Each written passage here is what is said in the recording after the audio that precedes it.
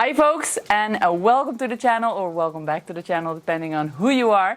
In this video I'm going to do a little throwback to Sophie 3 to 4 years ago, because there are a few recipes that we filmed in the early time of this channel when we were still itty bitty and almost nobody got to watch those videos, and I think they're worth watching. So I hope you guys enjoy, and in the meantime Philippe and I are working on a farm update which will be out soon.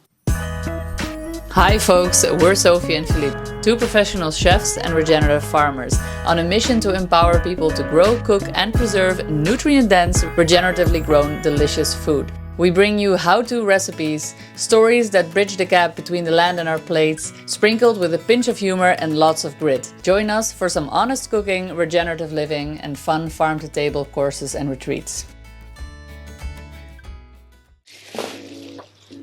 Welcome back to another episode of The Farming Chefs. Today I'll be demonstrating how I love to make beetroot and use the whole plant while we're at it. And to do so, I'm going to demonstrate a warm vegetable dish that I personally love. I make it all the time whenever it's this season and I have these things in the garden. So let's go. I'm just separating the tender leaves from the stalks. The stalks are quite tough, so I would advise you to get rid of those, and any yellow leaf as well.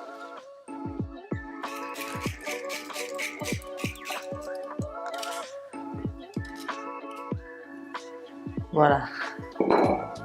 Once you have your beetroots prepared and you have your leaves to the side, washed and well, it's now time to move on to the rest of the prep, and that is just 2 cloves of garlic, a bit of ginger and some broad beans.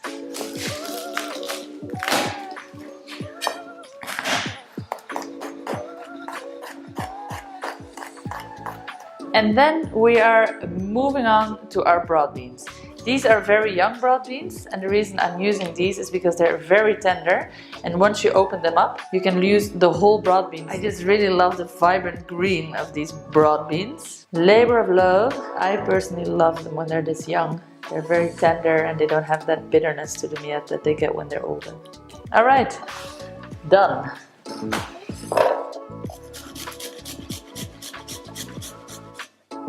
And then the last thing before we move on to the fire is preparing the things that will get heated, and that is cutting our beetroot into little wedges.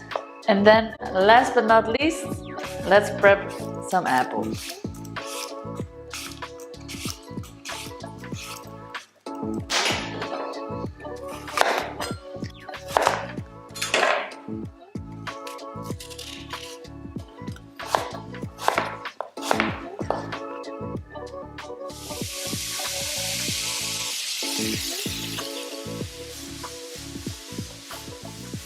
On a medium heat, just saute these off.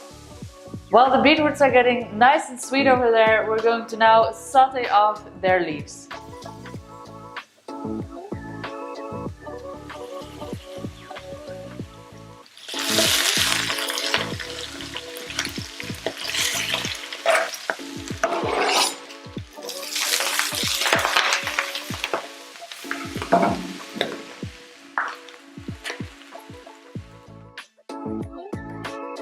I'm then going to quickly add my fresh broad beans.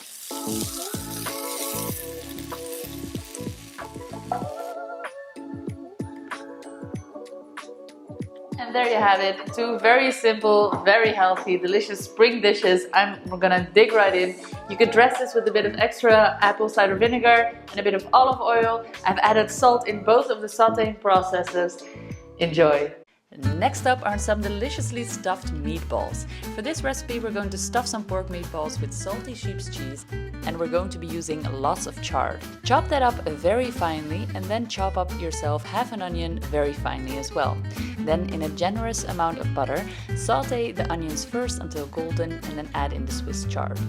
Take those away, let it cool down, and then chop your fresh herbs, dill and coriander to be exact.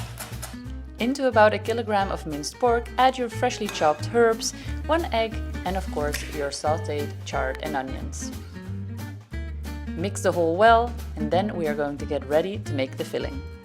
I can tell you the aroma coming off this mixture is delicious. I can really smell the dill, and it looks like it's coming together nicely. Now for the filling, we are going to slice one little strip of lemon peel and chop that up really finely. You could of course also grate this, and then we're going to introduce that into our feta cheese and cream. I'm using a salted sheep's cheese, which is feta here, but you could use something else. Then just slightly loosen that up with a bit of double cream and mix well. Now that you have your two elements for these meatballs ready, you're going to be going into the shaping stage. And the size we'll be going for is about one fist, small fist each. So you can just fit the ball into your hand. Press it slightly together, roll it, or this is another little trick. You just let it swirl around in your open hand, and voila. Once you have all your balls rolled out to even size, it is now time to make a little space for the filling. So just make a little dent inside and stuff each little dent with about a teaspoon worth of cheese. You're going to fold the meat around the cheese and roll them up in your hands again, making them little stuffed balls. Now that we've filled the meatballs, we're going to move on to the stove and fry them up. These balls are best fried in some delicious butter, so give them about 2 to 3 minutes on each side until they are evenly golden, and then you get these beautiful crispy balls with this oozy cheesy filling. Delish. I know I had fun watching those. I hope you did too. If you want to see more of it, check out this playlist right here. Or if you want to join us on site for some farm-to-table cooking, or maybe some artistic culinary combinations, check out the link right here. And otherwise, see you on the next one. The Farming Chefs, peace out.